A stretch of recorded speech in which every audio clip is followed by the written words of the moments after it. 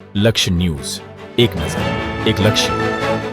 આજરોજ 6 ડિસેમ્બર એટલે કે ભારતના બંધારણના શિલ્પી, મહામાનવ, ભારત રત્ન, સંવિધાનના ઘડવૈયા, સમાજના સુધારક ડૉક્ટર બાબા સાહેબ આંબેડકર નિર્વાણ દિવસ, સંકલ્પ દિવસ ભારતના ઇતિહાસમાં 6 ડિસેમ્બરના દિવસે માત્ર એક તારીખ નથી, પણ એક મહાન ક્રાંતિકારી વિચારધારા, વિરાટ વ્યક્તિત્વને યાદ કરવાનો અને તેમના સપનાઓને સાકાર કરવાની પ્રેરણા લેવાનો દિવસ છે.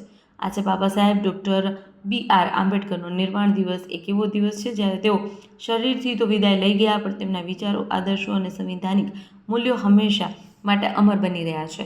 ત્યારે આજરોજ નિર્વાણ દિવસ અંતર્ગત ધારી તાલુકામાં સામાજિક અને રાજકીય તેમજ અનુસૂચિત જાતિ સમાજના જ્ઞાતિ સર્વશ્રેષ્ઠ આગેવાનોની હાજરીમાં તાલુકા પંચાયત કચેરી તેમજ ધારી પોલીસ સ્ટેશન ખાતે એક કાર્યક્રમ રાખવામાં આવેલ, જેમાં બાબા સાહેબ આંબેડકરની પ્રતિમાને ફૂલહાર કરી જય ભીમ જય સંવિધાન સભાનું આયોજન રાખવામાં આવેલ. બાબા સાહેબના સ્મરણો નહીં પરંતુ બાબા સાહેબના સંકલ્પને યાદ કરવામાં આવેલ.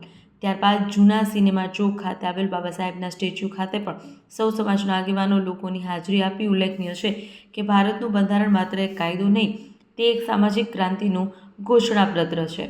બાબા સાહેબે એવા બંધારણનું સ્વપ્ન જોયું કે જેમાં દરેક વ્યક્તિ જાત, ધર્મ, વર્ગ, લિંગ બધામાં સમાન અધિકારો હોય. સમાનતા, ન્યાય, સ્વતંત્રતા અને ભાઈચારાના આધારે તેમણે એક નવું આધુનિક ભારત ગઢ્યું.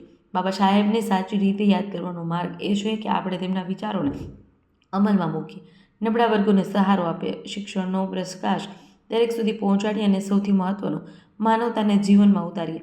નિર્વાણ દિવસે આપણને યાદ અપાવે છે કે બાબા સાહેબનું કાર્ય હજુ પૂર્ણ નથી થયું, તેને આગળ ધપાવવાની જવાબદારી છે. રિપોર્ટર ચીનુભાઈ લલિયા.